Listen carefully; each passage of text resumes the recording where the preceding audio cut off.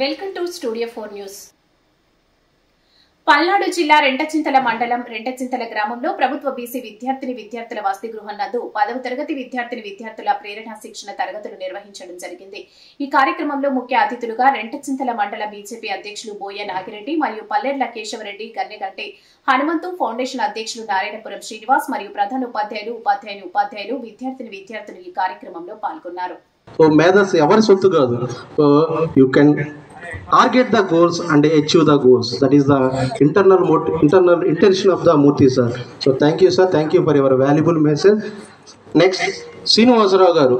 So Palnadu జిల్లా ప్రెసిడెంట్గా విధులు నిర్వహిస్తున్నారు, హెచ్డబ్ల్యూగా కూడా చేస్తున్నారు. సో వారిని సభను ఉద్దేశించి మాట్లాడాల్సి కూర్చున్నాము. సో నర్సరావుపేటలో కళాశాల బాలుర వసతి గృహంలో హెచ్డబ్ల్యూగా పనిచేస్తూ ఉన్నారు.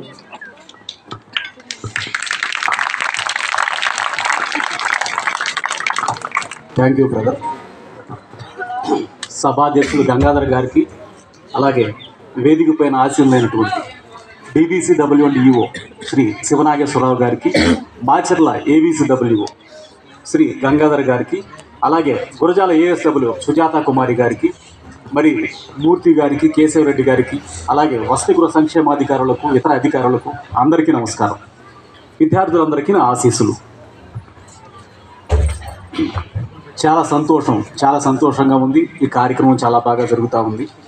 అయితే కొన్ని విషయాలు ఇంతకుముందు ఈ హాస్టల్ గురించి 2 ముక్కలు చెప్పాలి. ఇంతకుముందు నేను ఈ పిడుగురాల్లో కానీ, తర్వాత దాచేపల్లి, మోర్జంపాడు ఇట్లా ఒక 5 సంవత్సరాలు వసతి గృహ సంక్షేమాధికారిగా పనిచేశాను. అప్పుడు చాలాసార్లు మాచర్ల మాకు రివ్యూ మీటింగ్స్ అక్కడ జరిగాయి కాబట్టి, అవి ABCW మాచర్లో ఉంది కాబట్టి వెళ్ళి వచ్చే క్రమంలో ఈ వసతి గృహాన్ని చూసినప్పుడు ఇట్లా లేదు, కొంచెం ఇదిగానే ఉంది. కానీ ఈరోజు చూస్తే వసతి గృహం ఎంత బాగుందంటే చాలా బాగుంది. నాకు తెలిసి ఈ మాచర్ల డివిజన్లో ఏదన్నా ప్రోగ్రామ్స్ ఏమైనా ఇట్లాంటి కండక్ట్ చేసుకోవడం మంచి అవకాశం, మంచి ప్లాట్ఫామ్ ఇది. అంత బాగుంది, హాస్టల్ మారిపోయింది. సార్ బాగా చేశారు, కేశవరెడ్డి గారు చక్కగా కండక్షన్ బాగుంది. అట్లాగే సుశీల మేడం గారు కూడా మిమ్మల్ని అందరూ బాగా చూసుకుంటున్నారు, చాలా సంతోషం. అయితే మీరు బాగా చదువుకోవాలి. వసతి గృహాల్లో పరిస్థితుల విషయానికి వస్తే ఇంతకు ముందు కన్నా కూడా ఇప్పుడు చాలా బాగున్నాయి.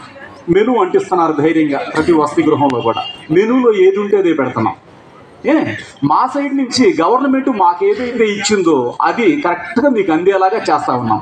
ఇక తేడాల్లో ఎక్కడుంది అంటే మీలోనే తేడా ఉంది. ఏముంది సార్ మాలో తేడా అని చెప్పంటే, మంచి మార్కులు తెచ్చుకోవాలా, కష్టపడి చదువుకోవాలా.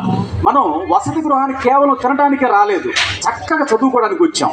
ఇందాక సార్ ఒక మాట చెప్పారు, ఒకరిని గుర్తు చేశారు, ఇంకా కొంతమందిని నేను గుర్తు చేస్తాను మీకు. ఇందాక ముత్యాలరాజు గారి గురించి చెప్తూ సార్ ఏమన్నారంటే, మూర్తి గారు చాలా కష్టపడి చదివి IAS అయ్యారు. ఇంకొక విషయాన్ని ఇంకొక ఇద్దరిని చెప్తే అట్లాంటి వాళ్ళు మనకి కేరళలో స్మితా దాస్ గారు అని ఒక అమ్మాయి ఉంది. ప్రత్యేకంగా అమ్మాయిలకే చెప్తాను నేను ఎక్కువగా మీటింగ్, ఎందుకంటే మీరే మారాలి.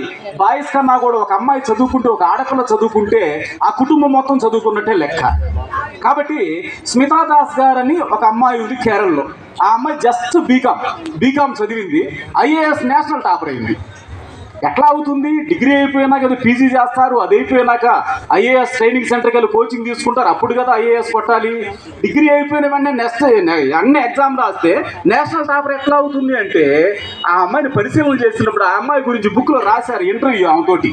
ఆమె చెప్పుకొచ్చింది ఫస్ట్ నుంచి క్లాస్ టాపర్. ఆ అమ్మాయి ఫస్ట్ క్లాస్ నుంచి కూడా 10th వరకు, ఇంటర్మీడియట్, డిగ్రీ అన్ని టాపరే. ఇక సెకండ్ అనేది లేదా అమ్మాయికి, అసలు తెలియదు ఆ అమ్మాయికి. అట్లా చదువుతూ ఉంది. డిగ్రీ 3 సంవత్సరాలు. డిగ్రీలో ఎప్పుడైతే కాలు పెట్టిందో అప్పుడే వాళ్ళ నాన్నగారిని అడిగి తెప్పించుకుంది సివిల్స్ బుక్స్ అన్ని. అటు academic year degree first year complete అవుతుంది, సివిల్స్ ప్రిపేర్ అయింది. Second year prepare course complete చేస్తుంది, సెకండ్ ఇయర్ కూడా సివిల్స్ ప్రిపేర్ అయింది. థర్డ్ ఇయర్ 3 సంవత్సరాలు చదివింది. డిగ్రీ బీకామ్ అయిపోగానే వెంటనే సివిల్స్ రాస్తే నేషనల్ టాపర్గా నిలబడింది ఆ అమ్మాయి. ఆమెను గుర్తుపెట్టుకోండి. తర్వాత మనకి JD శీలం గారు, ఇక్కడేగా పొన్నూరు దగ్గరేగా, పుసునూరు కదా వాళ్ళకి.